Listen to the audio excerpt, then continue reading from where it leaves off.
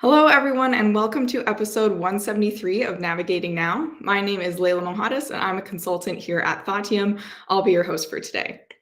As a reminder, we go live every week at 3 p.m. Central, and you can find all of our episodes at thoughtteam.com/live. I am so excited to welcome our guest for today, Cort Worthington, who is a lecturer of leadership at the Haas School of Business at UC Berkeley. And I actually had the pleasure of taking two of Cort's classes when I was at Cal, and they were absolutely transformational. Really shifted my perspective on what it means to be a leader. And I just learned so much about myself in those classes as well. So much I want to dig into today: the power of experiential learning, leadership and personal development, and a whole lot more. So without further ado, I'll welcome Cort. Hey there, Layla. Hey, Cort, how are you today? I'm good. Yeah, I got to listen backstage to that, so I'm blushing a little Backstage. bit. Yeah. I love it. Awesome. Well, so excited to get to talk to you again. I always love our conversations. And so just for our listeners, just to kick us off, would you mind just telling us a bit about your background, how you got into the space of leadership, just a little bit of a personal history? Yeah, boy. I'll try to take a small bite of that one. So, hey, everybody. I've certainly through Layla learned a bit about your company and what great work. We're doing similar things, I think, on the Yeah. planet. Mhm. All of my classes here at Cal involve some kind of leadership, and often it's around what we call soft skills, developing emotional intelligence fundamentally, and confidence, and all kinds of things that I think make people that are able to give value to the world.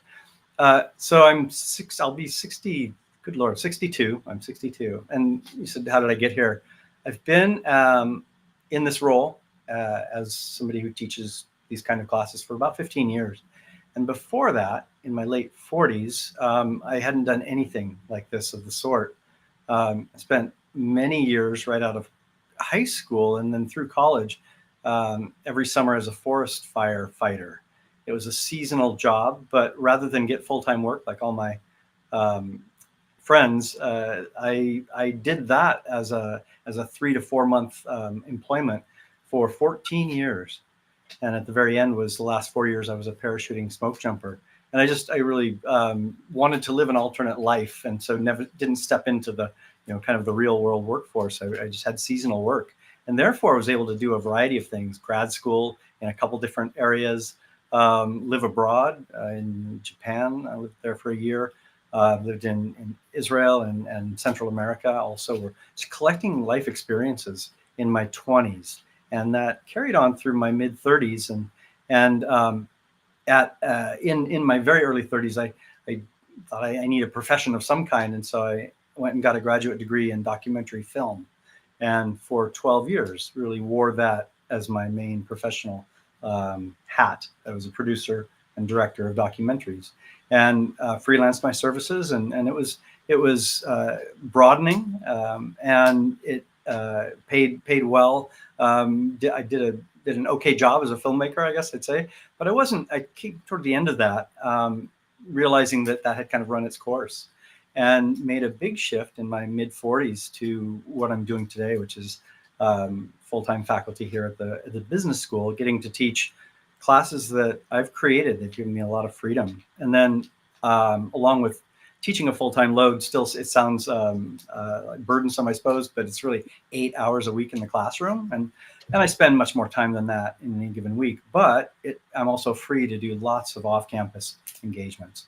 So done a lot of work in the Middle East over the last 7 years, and get international audiences coming here to Berkeley as well. And then I guess the one thing I'll end with is that, because I get tickled when I think of it, is that Pixar, company that we all love their films or grew up with them in many cases. Pixar is about 10 minutes away from Berkeley's campus, their campus is. And for the last 10 years, I've been the person who gets to go there and call myself faculty at Pixar University, and I teach emotional intelligence there as one of my side engagements. And I love that fact. I have other clients as well, but they're the one that I always think of. It's fun to tell about. Yeah. There you go, Layla. Yeah, that's it, Layla. So cool. Yeah, I still remember I always loved as a kid the little lamp that would kind of jump up. Yeah, Ears. I Luxor. can still like hear that sound in my brain. Yeah. Yeah, squares. Yep, got it. Yep, very familiar. Well, thanks for sharing. You have such an interesting trajectory. And I just love that you collected all of those experiences and now get to kind of apply them to in what you do today with emotional intelligence while you're working leadership. And so I want to kind of double click into two of your courses that I took when I was at Cal. And so the first one, the intersection of leadership and personal development. So that's something that I'm personally really passionate about. I spoke about it a little bit in my Meet the Team episode a couple months ago, back in December. And so tell us a little bit about the thought behind that course and kind of what went into designing that course, because it was just really impactful and special. And so I'd like to unpack that a little bit. Yeah. Again, I'm going to try to edit, and because I can be long-winded if I'm not careful, and to give people listening a structural sense of that course itself. It's a full semester and it's 45 hours, which is long, meaning that the students get a chance to really do a lot of work on themselves during that 3.5 months. And I cap it at 32. They let me do that, thank goodness. And that keeps it fairly intimate.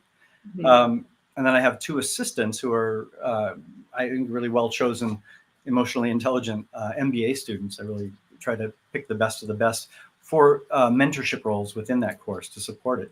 And what these are Berkeley, mostly juniors and seniors. Probably 70% of them, 80% are business majors, and the others are from other disciplines. And twice a week we meet. And on one of those days, Tuesdays, we're all together as a sort of whole, and we do all kinds of exercises that are certainly about building trust in the room and interpersonal skills, such as active listening is something we focus on. And for many of them, it's the first class they've taken where they're as active as they are, right? You can take lots of courses in emotional intelligence and its ilk, or in leadership, really, that are mainly framings, that are mainly lecture and it's information, and you walk away with some models. But I'm pretty low on those. I do a minimal amount, give them enough framing to make it at least sort of oriented. But then we do a lot of exercises that aren't necessarily explained at first. I want them to really get their feet wet and have experiences that are literally moving in some way. And then we come out of that as a whole and do some reflection on it.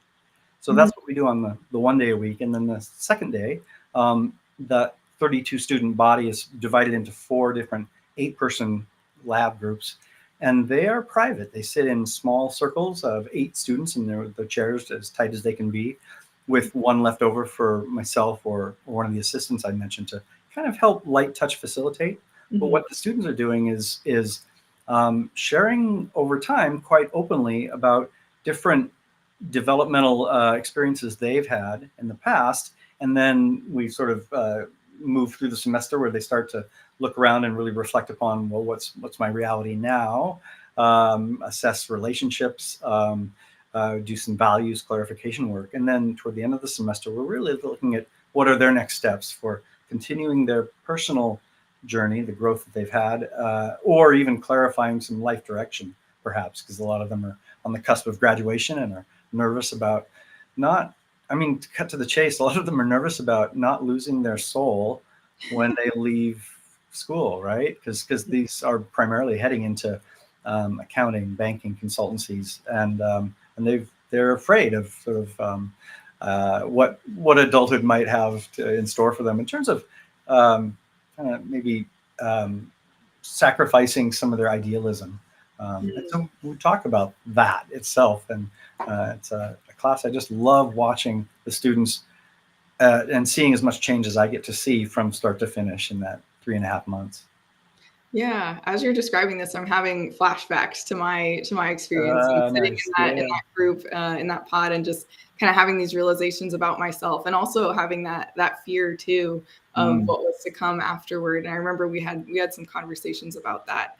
But I want to dig in a little bit. I have one follow-up about you were talking about the trust building and kind of all the psychological safety that was apparent in that class. Yeah. And so I'm wondering, you get this group of students at the beginning of the semester, and I remember we were sharing some really, really vulnerable stuff in that class. And I remember last time we spoke, we called those magic spaces almost. And so I'm wondering, how do you go about kind of creating those magic spaces, both in the design, but also in the moment? Yeah, that's great. And they're so essential to they being, and I've never called them magic spaces, but we know what we're talking about when anybody who's listening has been in situations where you've been with a group of people in some kind of semi-private, where there's some confidentiality, perhaps either just assumed or overt, and ideally you've met with them, multiple times, so that trust grows. It grows within friendship circles, for example. But in this case, it's deliberate that we're trying to kind of spike the trust pretty early, and it's a challenge because every person out of 32 students, some plunge right in and they kind of have done some work like this before. For others, it's the very first time they would have even spoken about feeling an emotion and articulating that out loud, right? Mm-hmm. So you have to be aware of that, and I try to raise consciousness within all the students that just look for the diversity and realize that people are going to go at their own speed in terms of being willing to what they're willing to share. And we talk a fair amount about having a soft invitation to take small risks. We talk about 15%, which we talk enough about where it's like that means something, but the idea of taking a 15% risk means that this isn't therapy, and you're not just spilling things out in the first couple of weeks, but go at your own pace. And a 15% risk might mean that your heart beats a little faster before you decide to share something or to ask a question that might be a little risky and on an emotional level. And so that 15% allows us to, I think, go slow but steady in terms of the trust. And then I'm doing two things. One, I'm 40 years older than they are, so I'm being pretty revelatory about things that I've gone through, and I try to only share when it's appropriate and there's context, because you could get really overindulgent, I suppose. But I share some vulnerable times in my life, and I do it to kind of time those in a way that lets me model some of that openness and vulnerability and authenticity. All those are sort of intertwined as words, although they mean different things. And then I rely on students, and I'll give you a little shout out. I mean, there are usually a handful of students in any given class who kind of get that if they are open early in those lab groups, if they're a little more vulnerable,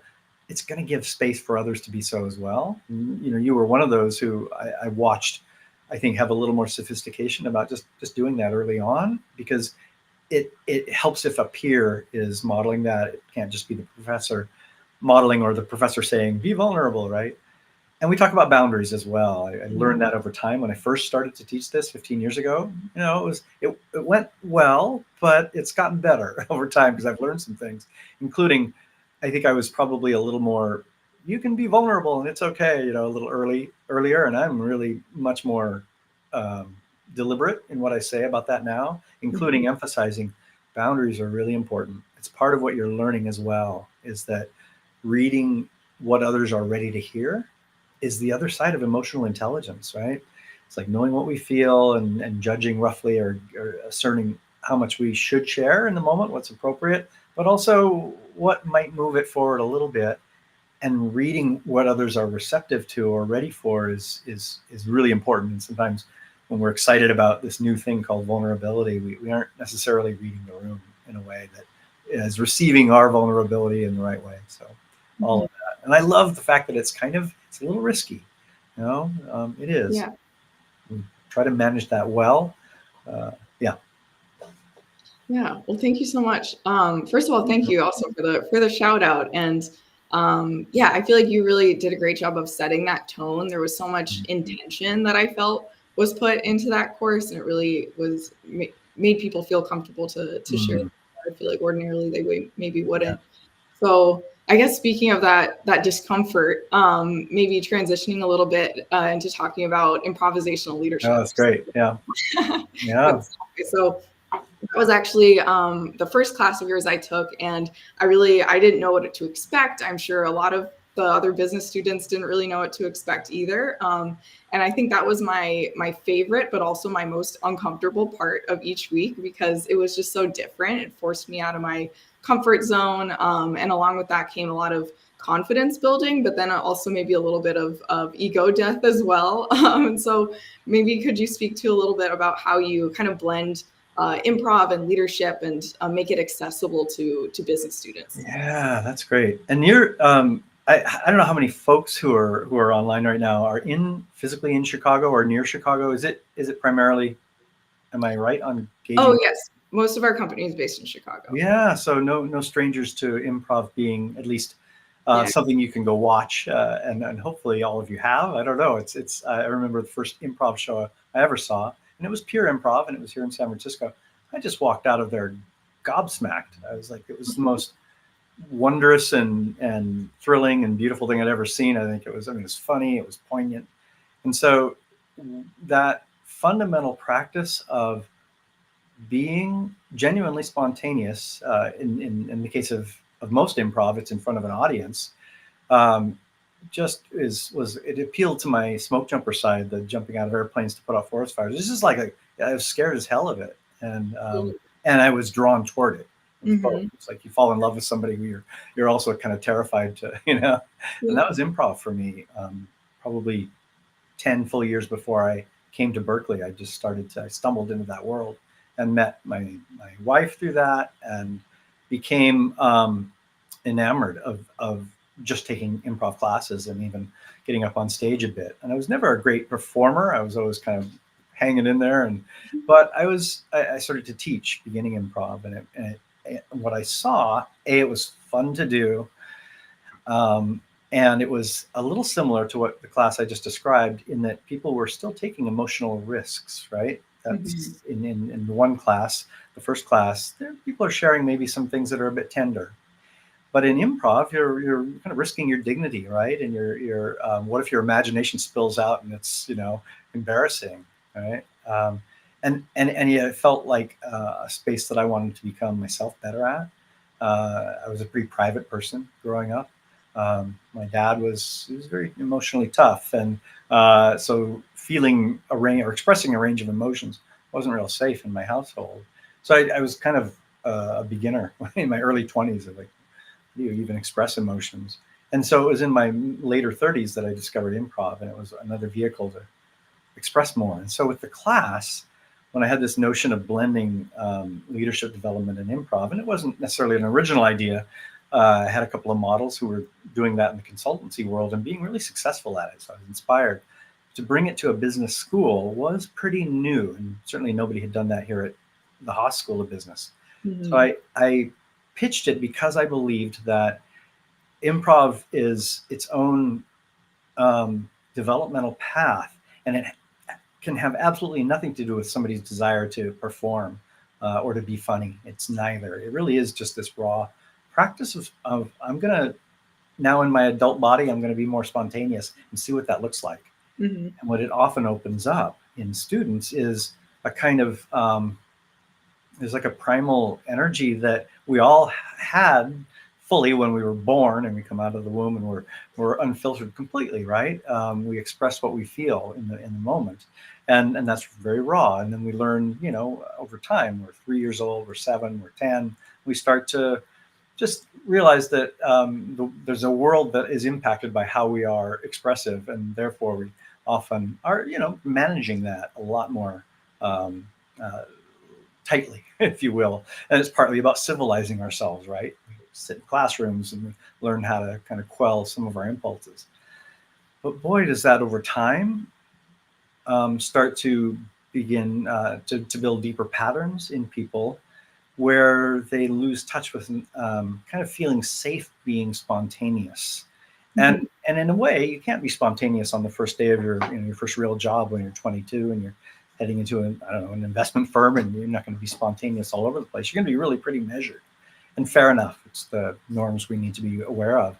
But people then who live several years in that, and maybe even decades in a work situation, we just become dull, I think, and numb to even sensing our own spontaneity, let alone thinking we could actually use it and put it out there as something that's empowering for us and connecting with the world.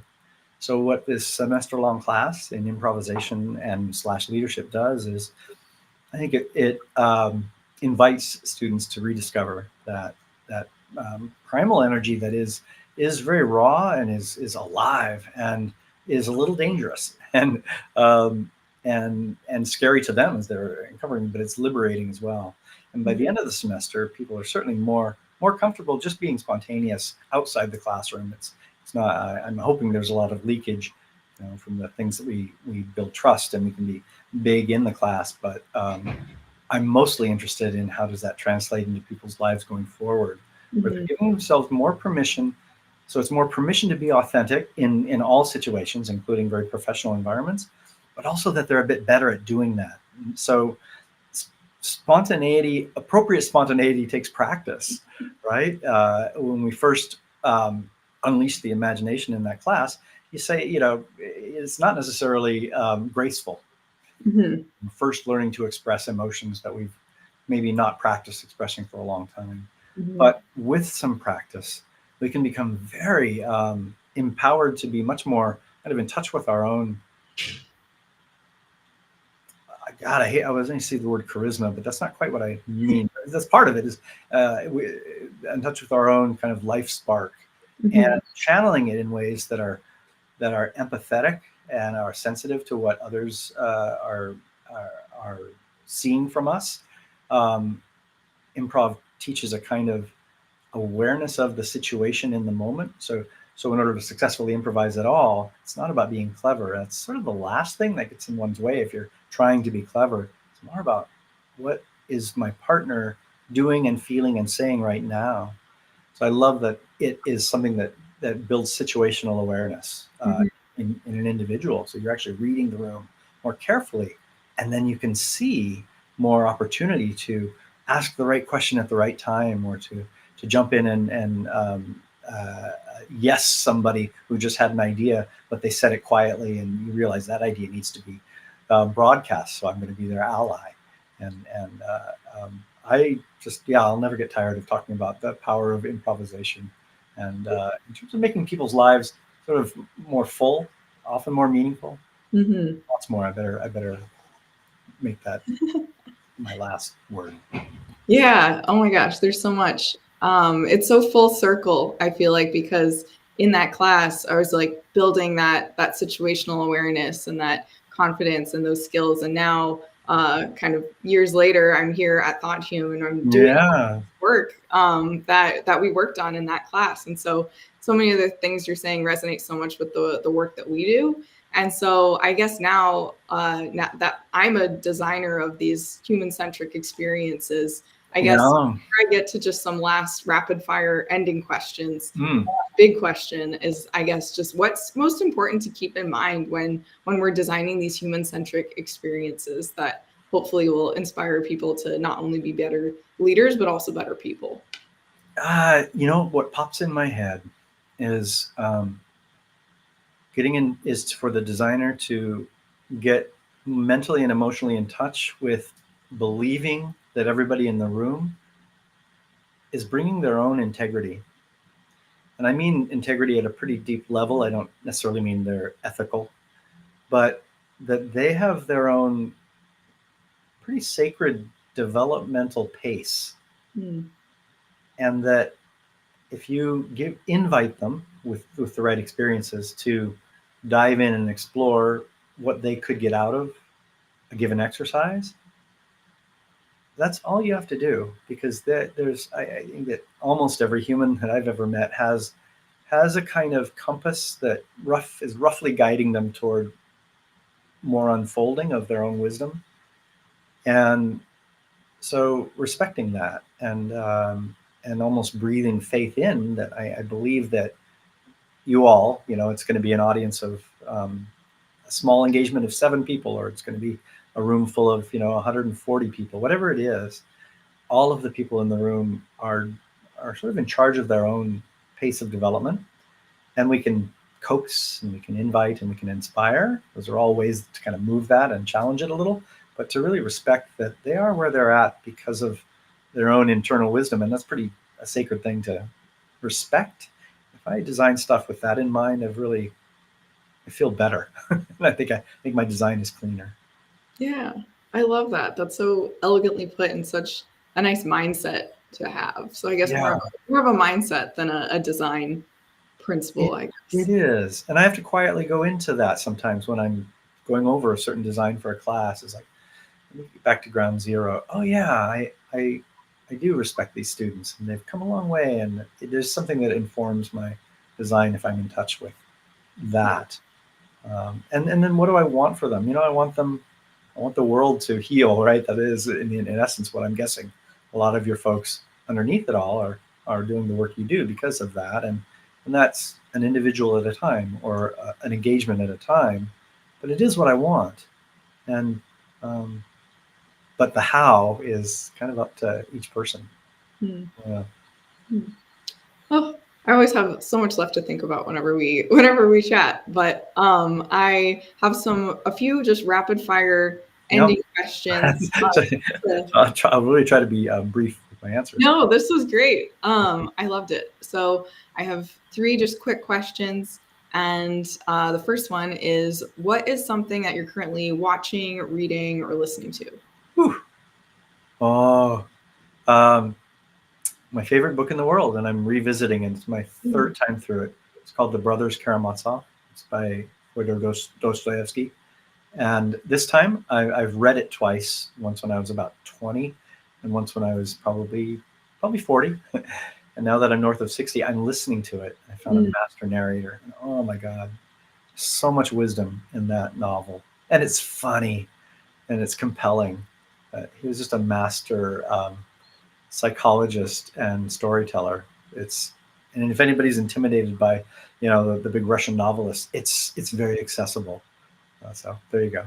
That's awesome. It must be so different too to read it at those 3 different points in your life. Yeah, and a pleasure each time. But you're right. Yeah. It is. Nice. All right. Second rapid fire question is, what is your ideal morning? Ideal what? Morning. I heard warning, but you said Oh, morning. sorry. Yeah, my ideal warning is one that comes on time. Alarm bells. Yeah. Yeah. Yeah. That's oh, good. This is good. Hang on.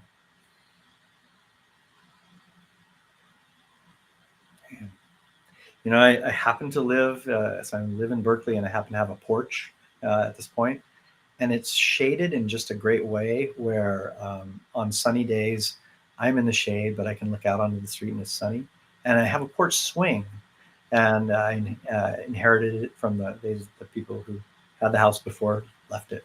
And sitting on that and looking, kind of watching the world go by a little bit. It's a quiet neighborhood, but I've got something to read as well. I'm not sure if it's probably not the New York Times, although I tend to read that a fair amount. There's some light reading happening, but I get to pause and sip coffee and kind of look at the world and reflect a bit. There you go. I love that. It's idyllic for sure. Yeah. It's a nice one. That is a nice morning. All right. Our last question is, if the world were more like Cort, the world would be A little more sensitive. sensitive. Yeah. I think that was, oh my gosh, I think that was my answer too. That's crazy. Quite something to hear, because that came out of nowhere. That was a great one. I just watched that pop up, and I love that you really. Yeah, I said the same thing. I love that. Wow.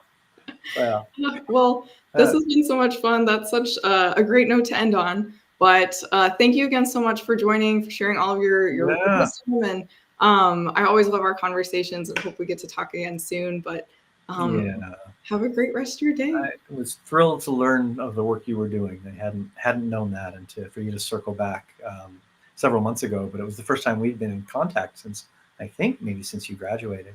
Yeah. So I love that you found this work. And, me too. Keep doing the good stuff all of you are doing.